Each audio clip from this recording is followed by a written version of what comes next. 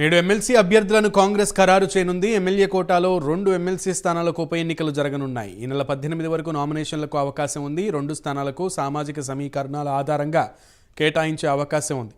ఇక ఎస్సీ కేటగిరీలో అద్దంకి దయాకర్కు కేటాయించే ఛాన్స్ ఉంది. బీసీ కేటగిరీలో మహేష్ కుమార్ గౌడ్ లేదా ఈరవర్తి అనిల్కు అవకాశం ఇవ్వనున్నారు.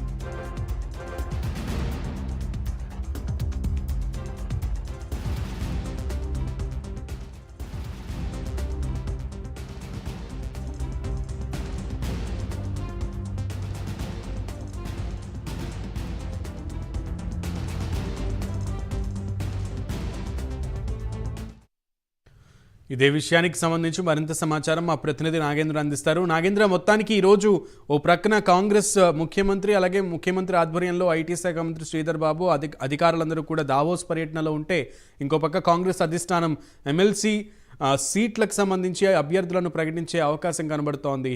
దీనికి సంబంధించి పూర్తి సమాచారం ఏంటి? Thank you Sunil.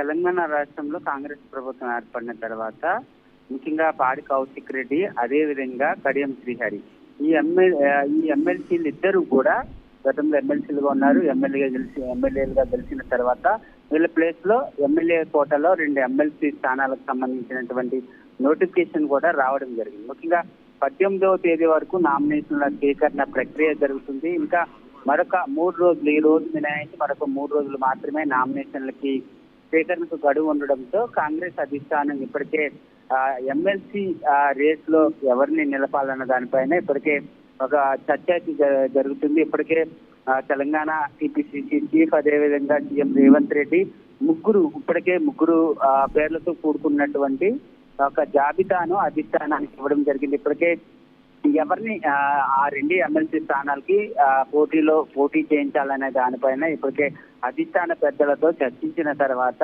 ముగ్గురు పేర్లతో కూడుకున్నటువంటి జాబితానైతే అధిష్టానానికి ఇవ్వడం జరిగింది. వారిలో ప్రధానంగా 2 పేర్లు ఖరారయ్యేటటువంటి అవకాశం కనిపిస్తుంది. ముఖ్యంగా ఆ 2 పేర్లు కూడా ప్రధానంగా అద్దంకి దయాకర్, ఎందుకంటే తన సీట్ ని త్యాగం చేసుకున్నాడు. ఆయనతో పాటు మరొక వైపు Mahesh Kumar Goud, PCC working president గా ఉన్నటువంటి మహేష్ కుమార్ గౌడ్ కూడా తన ఎమ్మెల్యే స్థానాన్ని, తన సీట్ ని త్యాగం చేసుకున్నటువంటి పరిస్థితి ఉంది. కాబట్టి ప్రధానంగా వాళ్ళిద్దరికి ఖరారయ్యే అవకాశాలు కూడా ఎక్కువగా ఉన్నట్లయితే కనిపిస్తుంది. ముఖ్యంగా ఒకవైపు ఎందుకంటే ఈ 2 ఎమ్మెల్సీ స్థానాలకు సంబంధించి సంఖ్యాబలం పరంగా చూస్తే కాంగ్రెస్ కే 2 సీట్లు కూడా దక్కేటటువంటి అవకాశం ఉన్నటువంటి నేపథ్యంలో ఎట్లాగైనా సరే ఈ 2 ఎమ్మెల్సీ స్థానాల్లో కైవసం చేసుకోవాలి, ఆ సీట్లలో మేము ఉండాలనేటటువంటి ఆశావాహుల సంఖ్య కూడా పెద్దగానే ఉంది. ఎందుకంటే ఒకవైపు సీట్లను త్యాగం చేసిన వారు కొందరైతే, మరొకరు పార్టీ కోసం కష్టపడి పనిచేసినటువంటి వారు మరికొందరు, ఇట్లా లిస్ట్ భారీగానే ఉన్నప్పటికీ అధిష్టానం మాత్రం సీఎం 3 పేర్లు కూడుకున్నటువంటి లిస్ట్ అయితే ఇవ్వడం జరిగింది. ఆ 2 పేర్లు అయితే దాదాపు ఖరారయ్యే అవకాశాలు అయితే కనిపిస్తున్నాయి. 18వ తేదీ వరకు నామినేషన్ల స్వీకరణ ఉంటే, అదేవిధంగా 29వ తేదీన ఎన్నికల ప్రక్రియ ఉంటుంది. సాయంత్రం వరకు జరుగుతుంది. సాయంత్రం తర్వాత కౌంటింగ్ కూడా వెంటనే అదే రోజే కౌంటింగ్ వచ్చేటటువంటి అవకాశం అయితే ఉందని చెప్పాల్సింది. Right Nagendra, thank you.